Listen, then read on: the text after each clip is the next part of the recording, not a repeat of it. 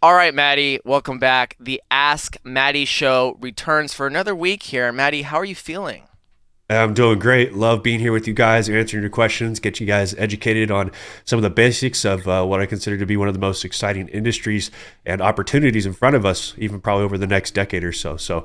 Love to keep this going. Love the momentum we have. Appreciate you guys leaving likes and comments on our videos here. Really helps us greatly. Excited for another week of this. Welcome back, team, to another show. You guys gave us some likes on the last show, some good likes, and I am expecting the same here. Do not watch and take this free information and go out into your daily life and act like it's your own. You can, go out and share this information, but at least just give us a like, man. Come on now. Like don't be that guy. Like we're not asking you to pay $1.99 to watch some more videos. It's No. free. So just give us a like. Yeah, please, sir, just a little like. Team, but we have a lot of good topics today. We're going to be talking a little bit about Casper. You guys can't get enough of Casper. So, for the moment, before Casper does what we all know it's going to do, we are going to get into some Casper topics. Some of you are saying Casper is dead. Some of you are, high on life with Casper. So we're going to address some of those. I know Matty loves talking about Casper, so we're going to do that for you guys. We're also going to get into some theories, some tinfoil hat takes, and maybe talk about AI coins, and we'll probably leave it at that. We'll try to get to as many comments as we can, but as always, team, if we don't get to them, you can get your questions answered at CryptoCharge. We come from an education platform. Utilize it.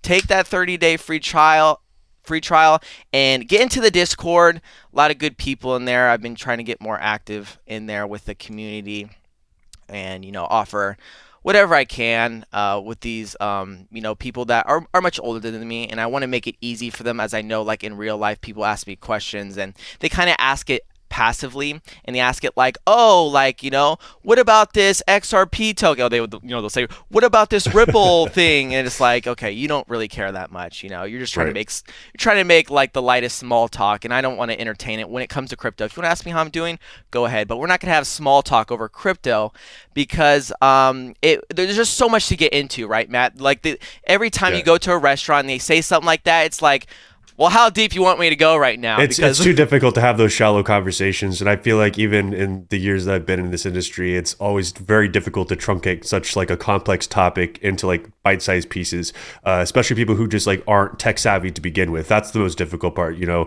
have people who don't know what cookies are, they don't know how to use their web browser effectively, they don't have their apps organized in folders on their phone because they don't know that exists. So you have a big part of the population that's like that. So trying to explain even just the basics of proof of work in Bitcoin can be very complex with the regular person. So yeah, I agree. It can be difficult to have those conversations in person in a truncated format. So we'll have these conversations here on the Ask Matty show. So team, stick around to the end of the show if you like it. Please leave a like. But Matty, we are now going to get into the content. Are you ready? Let's do it. Psalm 006 says, sorry, but I think Casper is dead. All right, full sentence. I mean, I don't know what your basis for that is. When you look at the projects that have been in accumulative phases, and there's even projects now that aren't really doing a whole lot of building, I would say, but have gotten some really nice price pops over the last couple months. We've seen a lot of alts even wake up in the last, I would say, 20 or 30 days here, starting to really just finally break out of their accumulative phases. So I don't know how new everybody is here, but no matter how many cycles we go through, and again, we are getting more and more assets each and every cycle. So this does, impact the amount of money that can pour into each coin. But I think a lot of people get so impatient because they're not familiar with the rotational process. Not everything goes at the same velocity all at once. Yes, you're going to see the market, up together as a green day, but you're going to have some days where certain coins up 30 or 40%, and then some coins are up, 2%, 3%. Sometimes that will go on for weeks or months, and then all of a sudden that coin has its, 50, 60, 70% day, and then everybody's, tune changes on it because they've seen that one impulse candle that convinces them that this is the breakout. Really, when we look at Casper, it's in the exact same technical structure that we've seen every other altcoin emerge from. And seemingly that first God candle seems to come out of absolutely nowhere, right? It just breaches resistance, comes back for a violent back test, and then we throw up another leg. And then that's it. Great. We're on our way, right? HBAR, AVAX, Link, API 3, everybody settled down when they got that first impulse candle. So you can call it dead. That's fine. I did actually an example recently on our show of, I went through a bunch of picks in December and we picked 7 assets just based on technical setups and of course things that we believe in, fundamentally as well.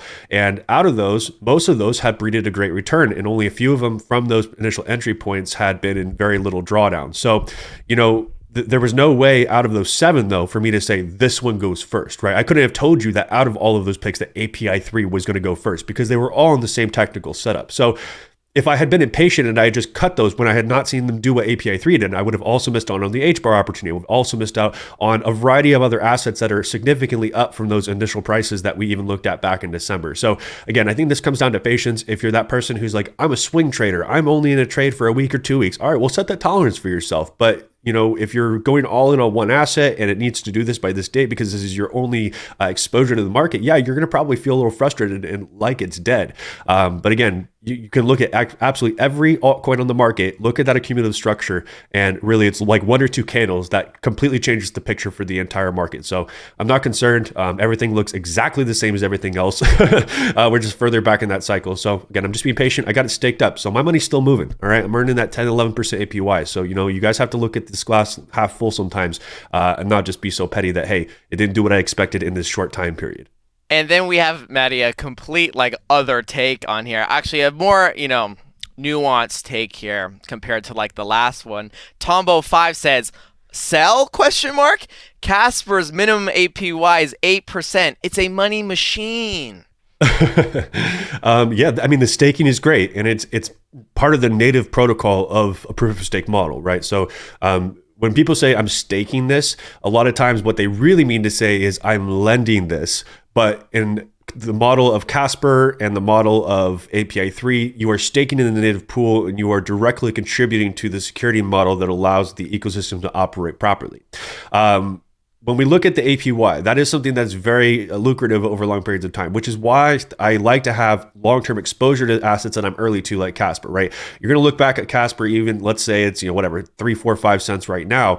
Let's say even in the cycle, we reach $2 or $3 and then we do a retrace. Let's say that higher low comes in the 20 to 30 cent region, right? That's still a fantastic higher low. You're up multiple X's from that initial entry. You're not paying any taxes because you haven't sold anything yet. And you're still accruing all those rewards that you were earning the entire time. And now, of course, that's going to be at an elevated price. So technically, you're making more money every day. But like I mentioned before, the compounding effect of being able to trim the majority of your bag and then reallocate even at a higher low is more powerful than just holding infinitely. So again, we're going to hedge with a little bit of our position long-term and not sell some of it so that we continue to earn the interest and have the long-term exposure and the long-term capital gains. But we're also going to do that short-term compounding and rotations that allow us to be more effective and more aggressive with our investing each and every cycle. Jeff Garden 88 says, my theory is that crypto will never be sexy.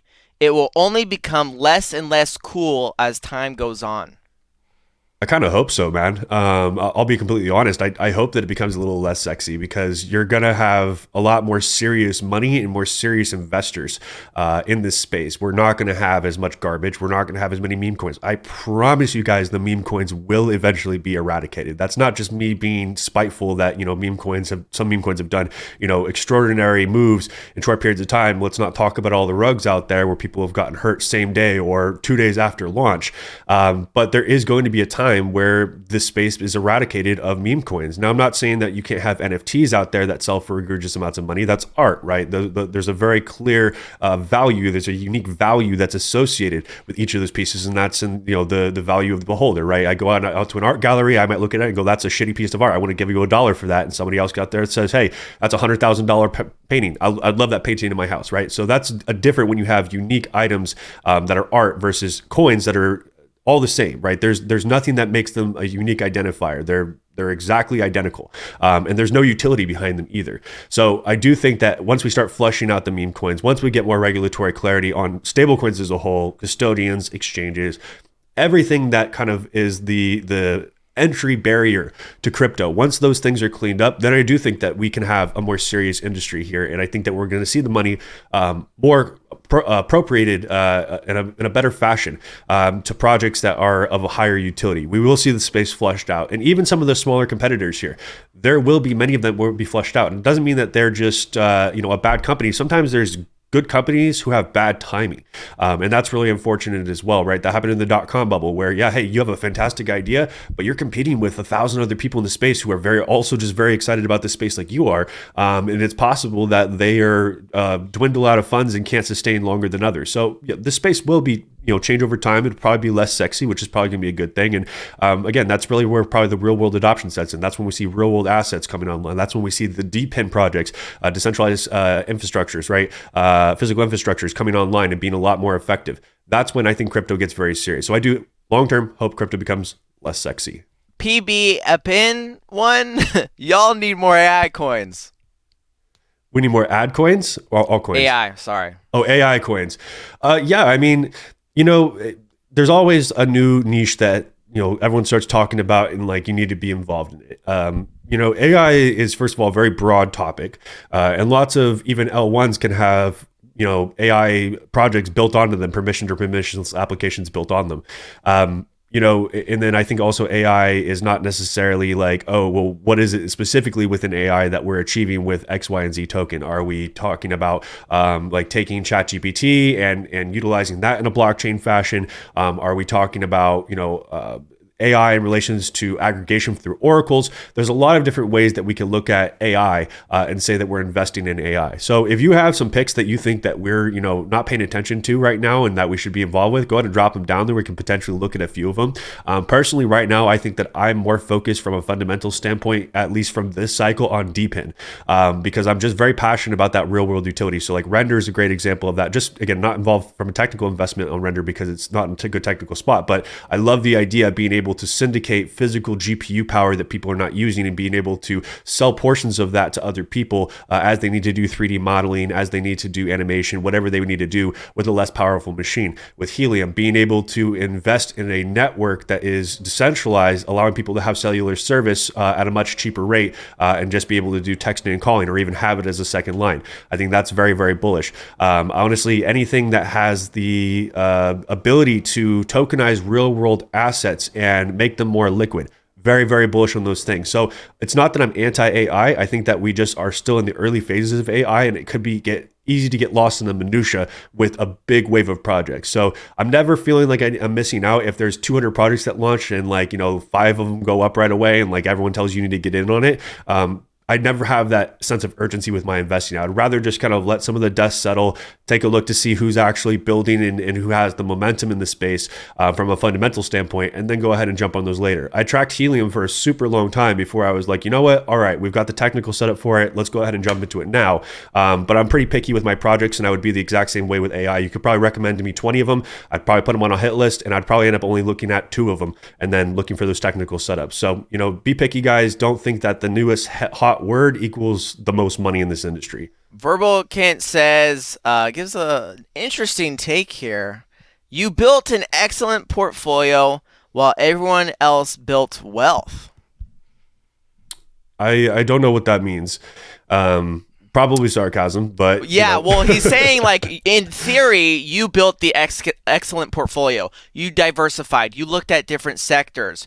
But the people that didn't do that built wealth. People that maybe, what he's insinuating, bought meme coins, bought the coins that were going up, bought the coins that everyone has agreed on that are going up. The new cryptos that were launched this year or the back half of last year.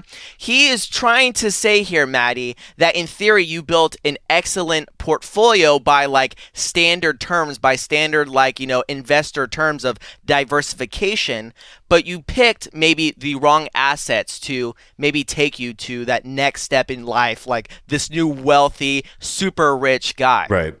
Yeah. So first of all, guys, like I've said many times, windfall profits does not equal wealth. Wealth is built brick by brick. And I truly believe that.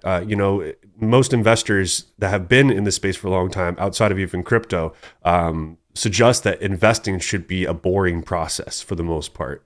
It's not this sexy in and out. And a lot of you guys think that, again, you've watch too many TV shows, too many movies where you've got these guys just doing all kinds of crazy shit all day, taking 100 trades, and you think that equals more success. I think that there's a lot of assets every cycle outside of crypto that surprise people, and everyone could say, see, you should have bought this. In 2020, if I told you that you should have bought lumber futures, you guys would have told me what the hell is a lumber future, and I'm not buying that shit. If I told you earlier this year, hey, cocoa is about to go absolutely nuts, we're about to get a 10x on the cocoa futures, you'd be like, no, we're not, right? You really can't pick and choose at what time someone has achieved success or not. I would say we're still so early in this bull cycle. Even if you think, looking at Bitcoin, that we're done with the altcoin cycle, I think that you're sorely mistaken. So I think that, again, out of my picks, a lot of my picks have been up multiple X's from my average entry. And again, your average entry doesn't equal my average entry. Even on XRP, I am in net profit because of my overall accumulation. Yeah, am I up as much as if I had poured everything to Solana? No, I'm not. But most of my assets are up. I'm in the green. I'm in profit, and I am building wealth. So yes, there will be people who outperform me by taking single trades and risking it all on a handful of meme coins. But nobody ever comes online to talk about their massive losses they took. They crawl home, they lick their wounds in private, and they never tell you they took that massive L. Everybody will send screenshots of how much they're up, but they never end up showing you, hey, this is what I actually sold for. So again, don't let the illusion of other people telling you how wealthy they're getting by these windfall profits fool you into the idea that you shouldn't build a good long-term portfolio. Again, I'm not here to build money just for today. I'm here to build a portfolio for myself for the next decade or two, and that takes time. If you didn't have the opportunity right now for the crypto market and you were still in the stock market and you wanted to build a stock portfolio all on your own, you didn't want to just buy the indexes and you wanted to have individual exposure, you would have to kind of be tactical, right? And you'd have to be patient. If you continue to stack into the assets that you believe to be good quality assets long-term, your IBMs, your Microsoft, your Amazons, right? And you continue to double down on those over time, eventually you just get these massive returns over longer periods of time. So again, yeah, this cycle, we still have a lot of cycle to go. So I would go ahead and hold your comment until we get to the end of the cycle. By the end of the cycle, if I've completely underperformed and we haven't hit any of my targets, yeah, I'll go ahead and in public come out here and be like, I screwed up, guys. I don't know anything about crypto, and my portfolio was dog shit. But we're still at the first forefront of this cycle, so you couldn't even make such an accusation. So again, I don't know if you're new here. I don't know if this is something you've been in for just a little bit, but go back and look at other cycles because not everything tops out at the exact same time. Yeah, I do like that, and it's interesting because the way I would just say you built your portfolio is diversified, but you're looking at historical coins or legacy coins like XRP, like Zcash that have been around for a while also looking at some newer altcoins like Casper. I think Casper is the newest coin that has that you've added to your portfolio. Is that correct, or am I misspeaking there? So if we're not going to count the newer swing trades that we've been involved with, I would say outside of those 3 trades that we've opened in the last like 3 weeks here, probably Casper would be like the newest coin that I've added to my portfolio. A lot of my other picks have been assets that have been around a little bit longer, have a little bit more price history, and you can actually do a lot more when you have more price history. You have a little bit more inklings of where price matters on the chart, and you can be more tactical with your accumulation. Right. So there is a balanced approach when, attacking your portfolio. And the great thing that I just got to see when Matty kind of broke that down yesterday on the show that we do on the website is it showed the use of diversifying, looking at different sectors, because you did have API3, you did have HBAR, and you had a couple others that performed well. While like our main picks, it's easily said you could look at like our videos, XRP, Casper, like those are like the main 2 we talk about a lot, and those are actually the 2 that haven't performed as well, or at least looking since December. So it's interesting to have that, different culmination of different altcoins in your portfolio, because like I'm riding high off API3 and HBAR, while right. We talk about XRP and Casper all the time, and so I like what you had to say. It's like, you got to wait for the bear market to talk shit on me. You can't talk shit on me because the market is just moving. Bitcoin just set a new all-time high. So like if we're just getting moving right now and you're judging my portfolio, you're just low IQ. You're just low IQ. You don't understand what's going on here. So BB, we'll end off on a good Casper one. BB says, what if Casper goes to $10? Then what? I'm selling another big chunk of that long-term bag. I've discussed this many times. The long-term bag is intended for higher prices, and some of it being a very long-term hold, especially XRP.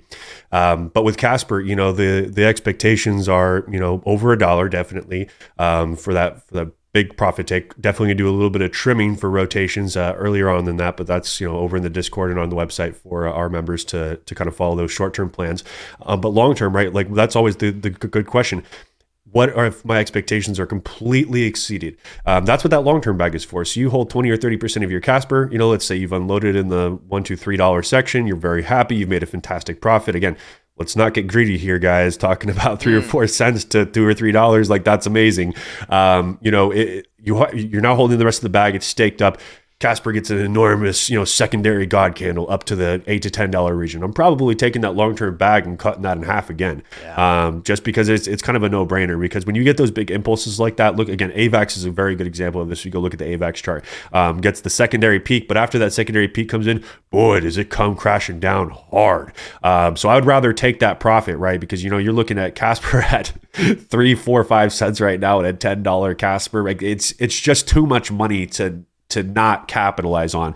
So I'd probably take the total long-term bag, that 20, 30%. I'd probably sell at least half of that, maybe even 60 or 70% of it, and just keep another 30% of that bag as my long-term bag, because the ability to reaccumulate after such an enormous double peak like that is very, very high. So I'd rather risk it and take that money off the table then, still leaving a little bit of exposure, and then just kind of looking around to see what's happening the next cycle. Again, I would hate to not have some of that profit from a blow off top in the Casper scenario in the next cycle, or let's say there's 5 deep end projects that are just blowing my mind. And instead of, having to reallocate new capital from direct income, I'd be able to take some of that profit from that blow off top and be able to evenly distribute into 5 new deep end projects, right?